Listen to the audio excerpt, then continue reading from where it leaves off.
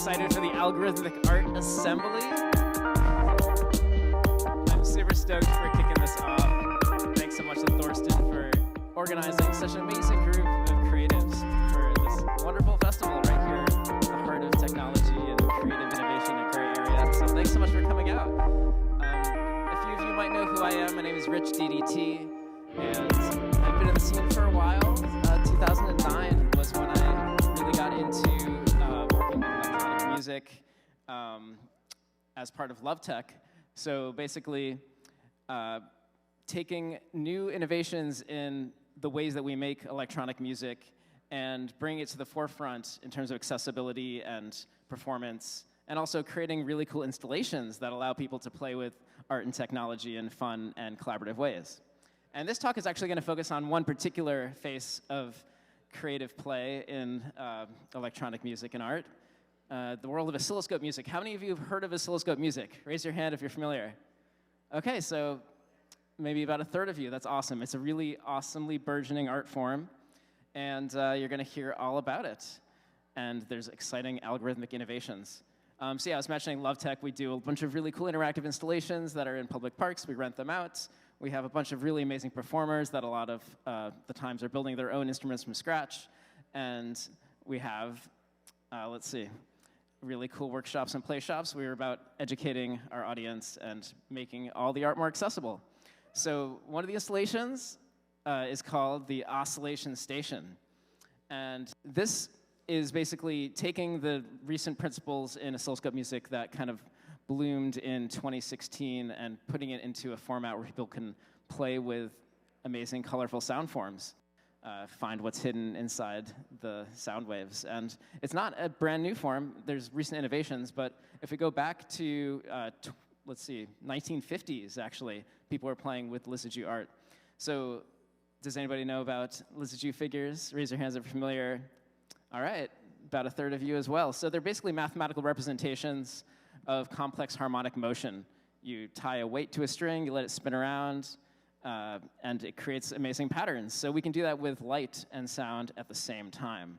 So these really cool shapes that you see, they're drawn on the screen of an oscilloscope. And it's kind of drawn like an Etch-a-Sketch. So basically, you have two channels of audio, sometimes three. We'll talk about that later, too. The left channel is basically deflecting the electron beam left and right, and the right channel is deflecting it up and down, so louder volume pushes it more to the edges of the screen. And so there's a whole art form in designing sounds to look amazing. And, well, like I said, 1950s it started happening, but in 2016 we saw really amazing innovations thanks to Jared Beam Fenderson and Hansi Reber. So this is an album, the Kickstarter they released. The album itself is called Oscilloscope Music. Here's a little preview of what the oscilloscope music looks like and sounds like. Use them to draw with sound.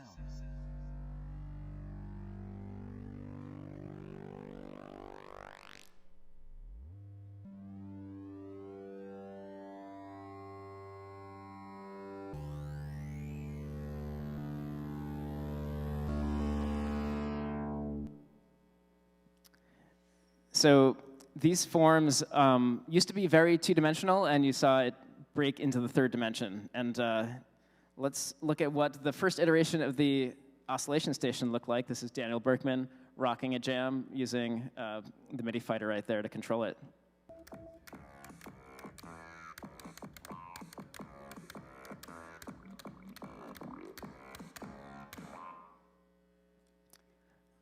So those waveforms are quite interesting, and you know, when we're looking at Lucidity World 2D oscilloscope music, they're generally sine waves, but some of those more interesting three-dimensional shapes, let's zoom in and see what these waveforms actually look like.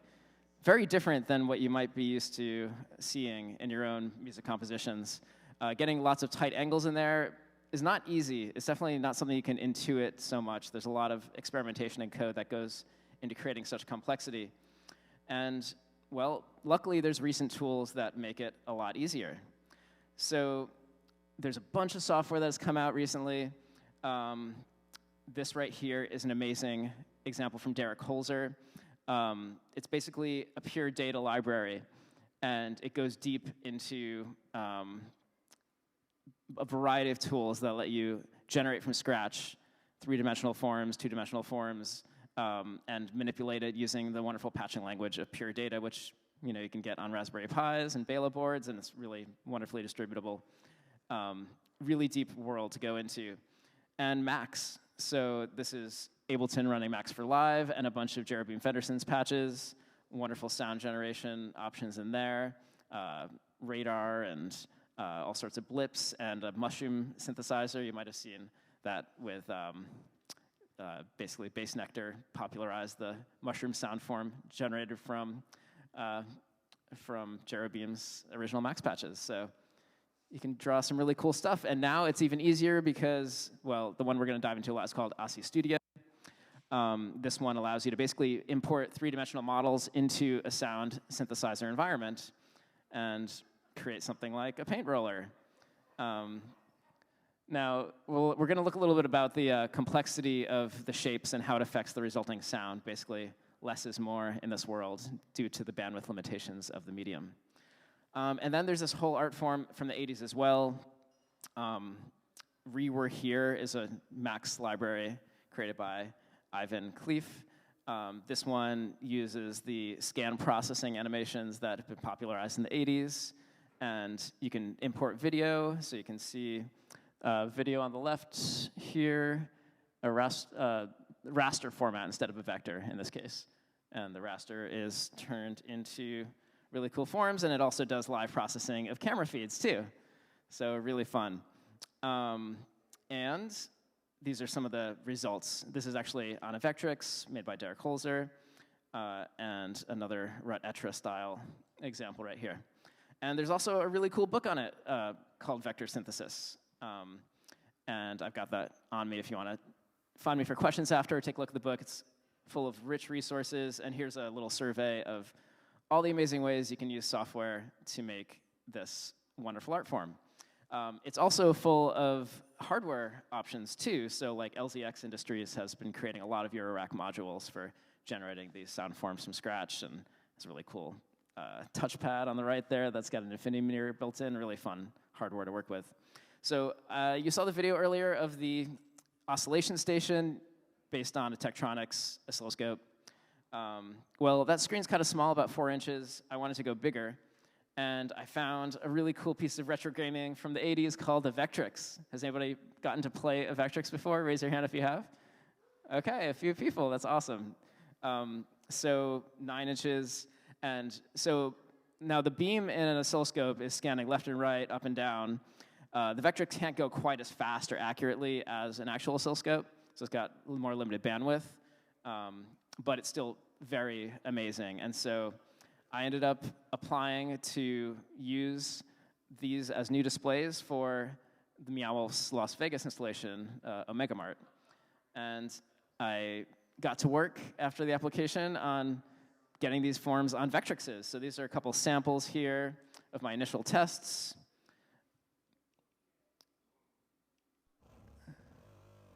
This one has some sound as well.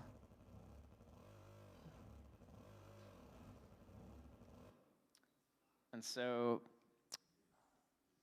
trying to find the limits of how many polygons you can fit before it starts to degrade the signal, that's one of the more refinement aspects of the art form, is like, how do you make it look as clean as possible? Or maybe you want the dirty aesthetic. It's really up to you, but it's a really awesome canvas to play with. So I applied to be an artist at Meow Wolf, got accepted, and got to build this thing. That's a top-down view. It's a 3 to 6 player installation. The Oscillabond product particulizer, really amazing because, well, it's an awesome team to work with. This is 2019 when I first kicked off the work, and then, amazing project managers and technical directors and sound leads, and the team was wonderful. And I also had, aside from the Meow Wolf side of things, my own collaborators. Alex Stahl was absolutely fundamental in being a Max whiz and writing the code that was the foundation to make this thing a durable installation. And we have to expand that in a bit, I'll talk about. But yeah, this is me inside the installation. It's up on a platform at the basically crow's nest at the top of the factory. Here's a little preview. I'll kind of skip around because it's a pretty short presentation, but you can see a sense of over here.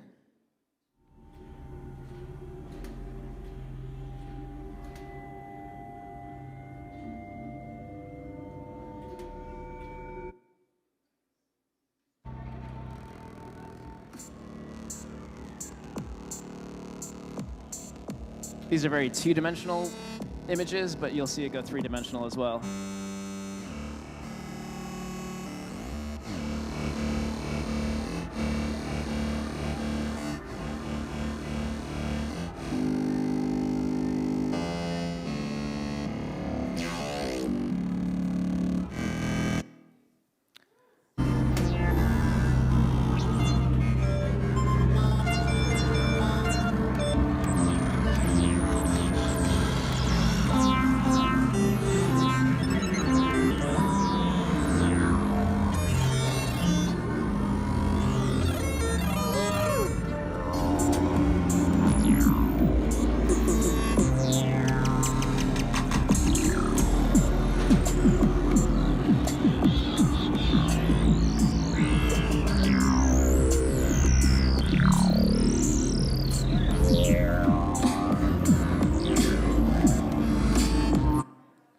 And it also projects off the installation onto the back wall to kind of attract people into it as an Easter egg.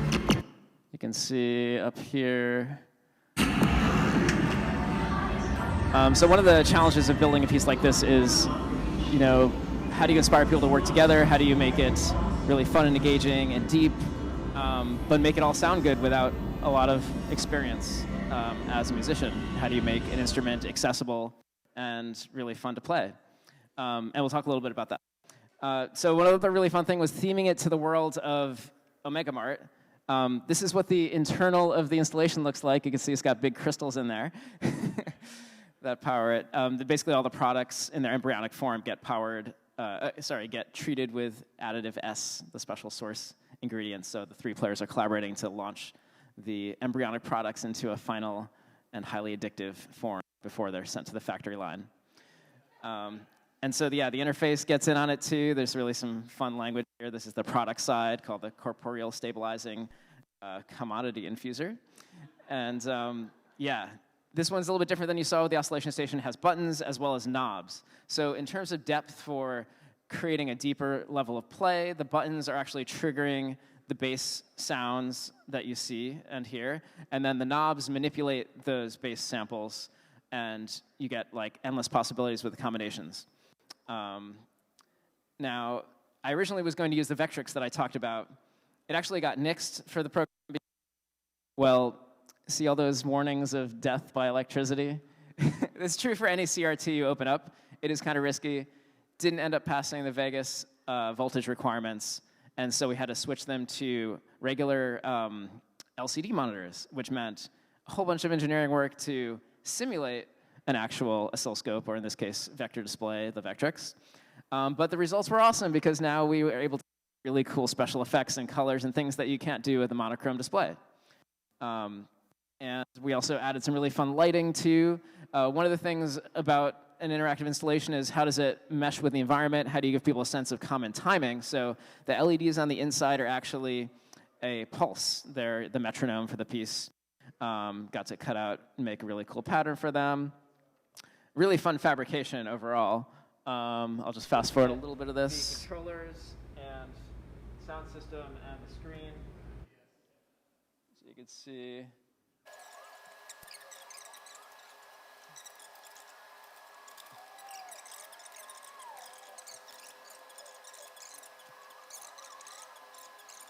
It was a team of wonderful people to collaborate. Like, for example, the steel fabrication, I created 3D models for that, but then there's another company that bent the steel, and other specialists that helped with sourcing the parts and the wiring, and there's another team with maintenance. So it's fun working on a collaborative project at that scale. So I'm very excited to have great collaborators, and just a little bit more of the LEDs.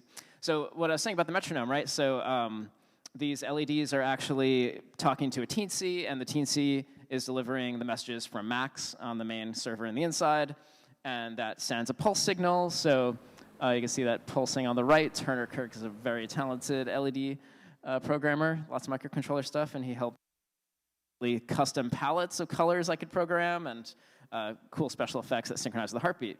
And then other fun things you could do together.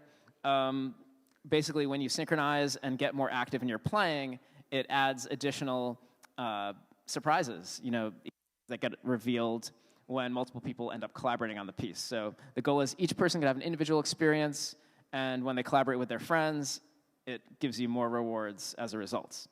Here's a little bit about the software. It's a very interesting process that involves using Blender to work with both 2D and 3D forms. In this case, this is a model of a light bulb you'll see a little bit later. One of my favorite things was to actually merge worlds of 2D and 3D. I was mentioning the evolution of that. And so I would overlay these 2D vectors with a 3D model, and you'll see some examples. This one actually is one of the Easter eggs I mentioned. It's a hidden wormhole inside of one of the consoles. But it started as just a cube, a 3D cube, spiraled along an axis, and it became a really cool shape.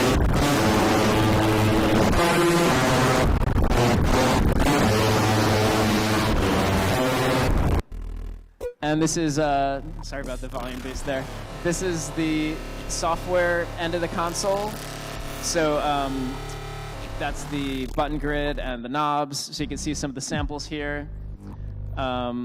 Basically, everything acts to duplicate what you see in the physical world. And so Max has become like a really stable and modular platform for supporting something so dynamic.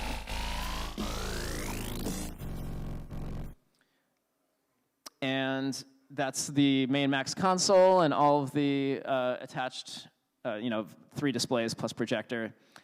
And some more inside looks here. So one of the other things that I wanted to do to make the interface deeper, because originally you just press a button, it plays a sample, there you go, it combines in fun ways. But I wanted to actually create melodies that were seeds that you can casually play by holding down the button, but also get that instantaneous response. So there's this idea of continuous loops, a loop-based interface that just is easy to play because it's a loop that sounds good, but I also want to get real-time, instantaneous touch. So this is an example of how I combined instantaneous sounds with really good sounding continuous loops.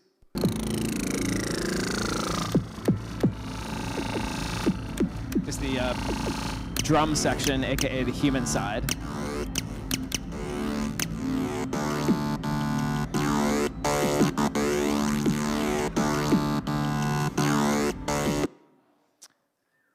Yeah, so it's actually really more fun to get your hands on it and try it, so you can do that in a Mega Mart. But yeah, how do you find that balance of creating the instantaneous accessibility, but also give the depth for players to go deeper? And I've had actually several people tell me they've spent 45 minutes or longer just like on the piece in Vegas and exploring all its nooks and crannies and deep explorations. That's really glad to hear that happened. This is a little bit more the testing, showing what the knobs can do. So you can see what started as just a simple cube becomes so much more when you apply a variety of transformations. Some of these use a whole polar coordinate system that Alex Stahl invented for being able to rotate special effects in a 3D space that translates to the coordinates of the vectors. So it's a really fun platform to play with, and also great to perform with, too. And let's look a little bit deeper. So these are the screens. We had to test so much. So you'll see, let's see, what do we got here? Some more testing video of what it looks like on loop. You can see that's just an example of the multiple displays there. So a lot of the long-term installation, like the path from something that's more casual to something that has to be a permanent piece, it involves a lot of testing and a lot of lessons learned. Sometimes you get weird surprises, like here's a bug that we uncovered. This is the exploding toilet paper bug. So yeah, we didn't know. That one took a little bit while to bug. We had some other weird things in the testing where the timeline went backwards, and really fun stories. But anytime you're preparing something for long-term use, I definitely recommend at least a good month of putting it through its paces. OK, so some amazing contributors to the musical side as well, besides the main hardware and software guys. B1, Hervoje Radnick, Eric Leonardson, and Chipper Switch all contributed sounds to each of the stations. That is the human side, which is focused on beats, the product side, which is focused on lead lines, and the source side, which is focused on bass lines. So one thing that's very exciting is the tools have gotten a lot better, specifically in the realm of live coding. So we're going to dive a little bit into code. You guys ready to get deep into how to make this thing happen in real time? Okay, excellent. Okay, so here's some math, right? So how do you make a circle? So if you're using parametric equations, you can use this function. In this case, t here is the phase, and it goes between 0 and 1. And so if you use cosine of 2 times pi times the phase, and same sine of 2 times pi times the phase, and 0, each of those three are coordinates, the x, y, and the z for a vector in 3D space. So you can use this simple equation to generate the root of the actual vector for, in this case, a circle. Yeah, so basically, the second line there, it's creating a vector called v. That's vec3 v. And then we're populating those same three equations, the cosine, the sine, and the 0 there. And it's returning the vector to Aussie Studio. So it's a new feature that was just added to Aussie Studio. Let's see it in action. This is me copying and pasting some code and playing with some of the numbers. All right.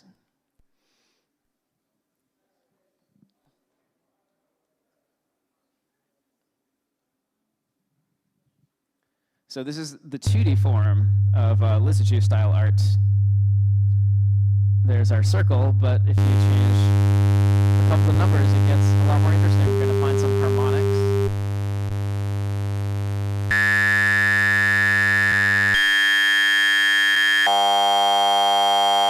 This is just modifying the ratio between the left-right beam deflection, up-down beam deflection.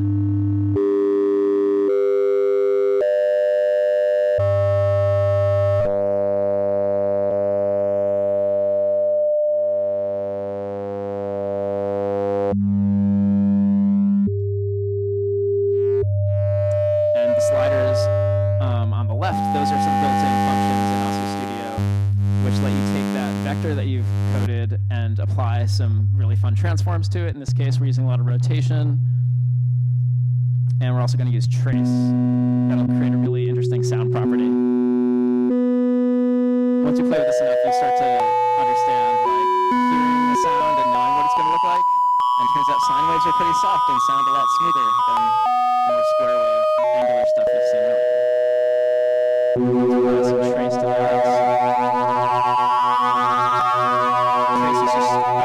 Offset of the origin of the drop point to create a tracer effect. The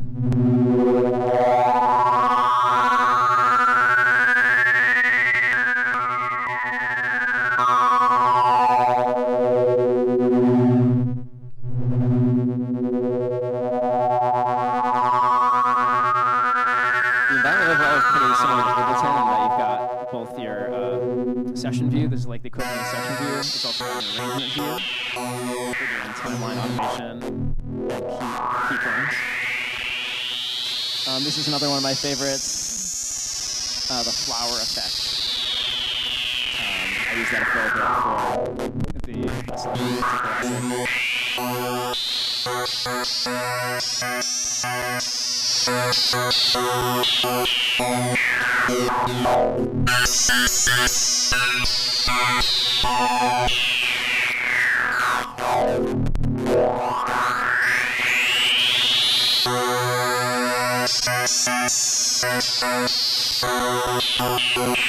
And next, we're going to look at how to screw in a light bulb. The same light bulb. So let's screw in a light bulb using live code.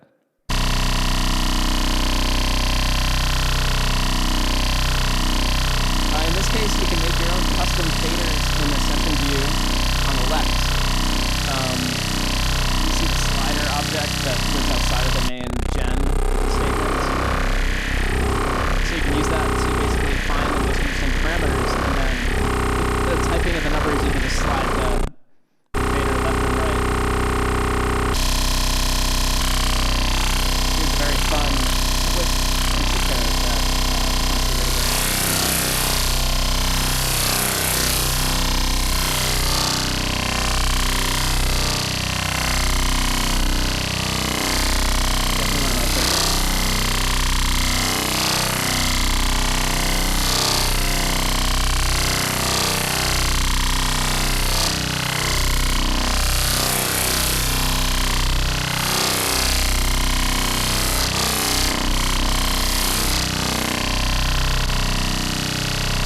lot of these are just continuous tones, and like you saw with that wormhole secret in the Syllabon Particulizer, well, I play with that a little bit more. Here's the same Blender project. It's showing you, in this case, a little bit of how you take your animation in Blender and import it into Aussie Studio using a couple Blender plugins. So we've got the built-in Aussie Studio plugin, where you can direct import both bare bones models and animations. And then there's these lines here. This is a really cool thing called Vamp. Another really talented oscilloscope music artist created this. And it basically reduces the number of lines, because you heard the buzzier sounds earlier. A lot of that has to do with how many vertices there are. And the Vamp plugin strips away things that are in the background. Instead of getting all sides of the wireframe at once, like fully transparent, it just shows you the front face. So we're going to bring the simplifier and see what we can do to make it a little bit cleaner and more usable. Again, using the rotate on the 2D form, but we're also able to test the 3D animation from Blender.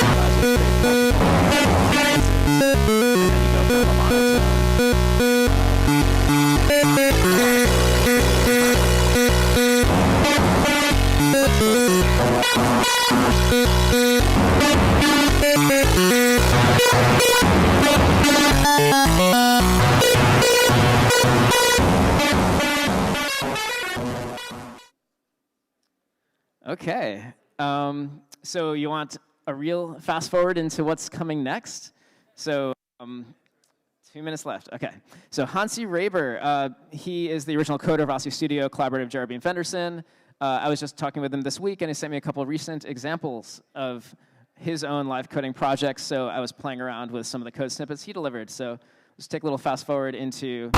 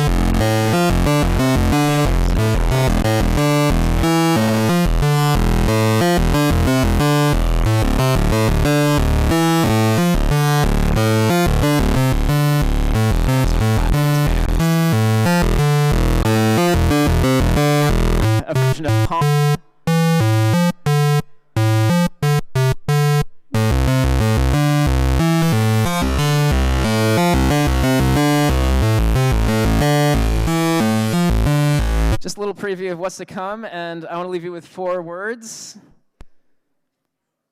Also coded up here.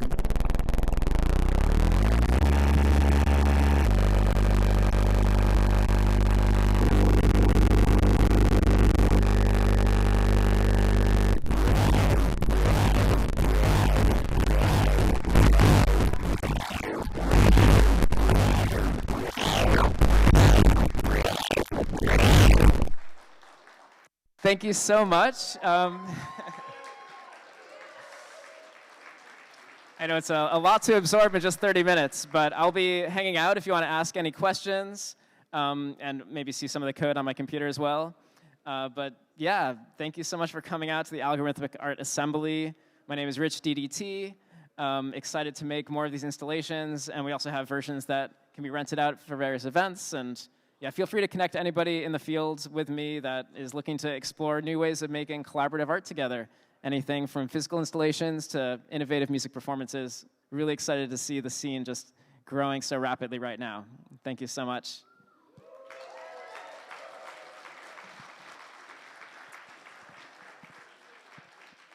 And we're going to hand it off to Don XYZ next.